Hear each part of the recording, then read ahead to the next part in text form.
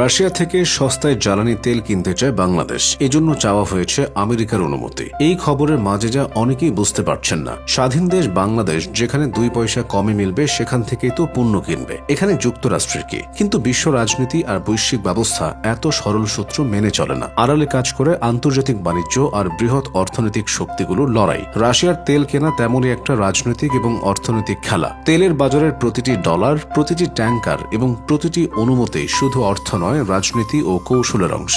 NATO নিয়ে দ্বন্দ্ব থেকে 2022 সালের 24 ফেব্রুয়ারি ইউক্রেনে হামলা চালায় রাশিয়া। শুরু হয় দীর্ঘ এক যুদ্ধ। একসময় সোভিয়েত ইউনিয়নেরই অংশ ছিল আজকের ইউক্রেন, তবে এখন আমেরিকার নেতৃত্বে পশ্চিমাদের মিত্র দেশটি। পশ্চিমা দেশগুলো দেখল রাশিয়া শক্তিশালী রাষ্ট্র, বিশ্বের সবচেয়ে বড় দেশ, তেল ও প্রাকৃতিক গ্যাসের অফুরন্ত ভাণ্ডার। তেল আর গ্যাস বিক্রি করে বিলিয়ন বিলিয়ন ডলার আয় করে দেশটি। সরাসরি তাদের বিরুদ্ধে যুদ্ধে নামা ঝুঁকিপূর্ণ। আমেরিকা তাই হাতের বদলে ভাতে মারার কৌশল গ্রহণ করে। তেল গ্যাস বেচতে না পারলে ইউক্রেন যুদ্ধের খরচ মেটাতে পারবে না রাশিয়া, আর তাই রাশিয়ার উপর দেওয়া হলো অর্থনৈতিক নিষেধাজ্ঞা। রাশিয়াও দিল উল্টো চাল, তারা তেল ও গ্যাসের দাম কমিয়ে দিল অস্বাভাবিকভাবে। চীন, ভারত সহ বড় বড় দেশ লুফে নিল এই সুযোগ। তারা রাশিয়া থেকে অশোধিত তেল কিনে সেগুলো পরিশোধন করে, পরে আবার রফতানি করে ইউরোপে। ইউক্রেন যুদ্ধের পর দেশে দেশে মুদ্রার দরপতনের মধ্যেও চীন আর ভারত এভাবেই মাজা সোজা করে দাঁড়িয়ে থাকে। অন্যদিকে রাশিয়াও পেয়ে যায় যুদ্ধের খরচ। কিন্তু দমবার পাত্র নয় আমেরিকা, তারা সারা বিশ্বের উপর চাপিয়ে দিল বাড়তি শুল্কের শর্ত।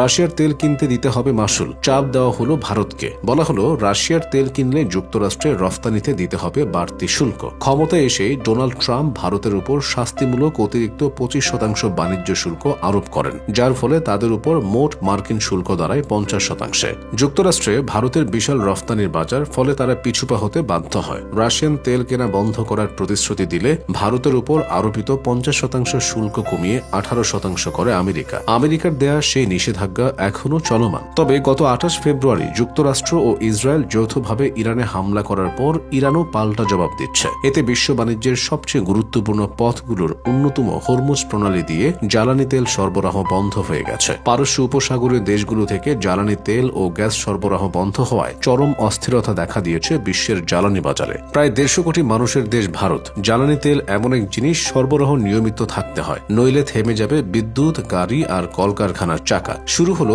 দিল্লির ওয়াশিংটনে যোগাযোগ। দেন দরবারের পর মেলে 30 দিনের একটা অস্থায়ী ছাড়পত্র। উদ্ভূত পরিস্থিতি, এই 1 মাস সমুদ্রে আটকে থাকা রাশিয়ার তেল কিনতে পারবে ভারত। সুযোগ দেখল ঢাকাও। ইউক্রেন যুদ্ধের পর একবার রাশিয়ার তেল আনার চিন্তা করা হয়, কিন্তু যুক্তরাষ্ট্রের প্রতিক্রিয়ার কথা ভেবে পেছায়। এবার ভারতকে যেহেতু ছাড় দেওয়া হয়েছে, বাংলাদেশের আশা যুক্তরাষ্ট্রের সুদৃষ্টি এখানেও মিলবে। তাতে কিছুটা কম দামে মিলবে তেল, চাপ কমবে ডলারের ওপর। অবশ্য অনুমতির আরো কারণ আছে। রাশিয়ার তেল বা তেল কোম্পানিগুলো লেনদেন করে ডলারে। আন্তর্জাতিক ব্যাংকিং সিস্টেমের বহু ধরনের লেনদেন যুক্তরাষ্ট্রের নিয়ন্ত্রণে। রাশিয়ার তেল কিনতে হলে ডলার ও ব্যাংকিং চ্যানেলে তাদের অনুমতি ছাড়া বাংলাদেশের পক্ষে রাশিয়াকে অর্থ পরিশোধ সম্ভব না। আবার যুক্তরাষ্ট্রকে রাগিয়ে রাশিয়ার সঙ্গে বাণিজ্য করার পরিণতি মোটেই সুখকর হবে না। বাংলাদেশ সবচেয়ে বেশি রফতানি করে যুক্তরাষ্ট্রে। কোন রকম নিষেধাজ্ঞা আসলে স্রেফ পঙ্গু হয়ে যাবে দেশের অর্থনীতি। পোশাক রফতানিতেও আসতে পারে বিধিনিষেধ। এমনিতেই দেশের গার্মেন্টস সেক্টর সীমাহীন চাপের মধ্য দিয়ে যাচ্ছে। তবে আমেরিকার সায় মিললেও বাংলাদেশের জন্য চ্যালেঞ্জ আছে।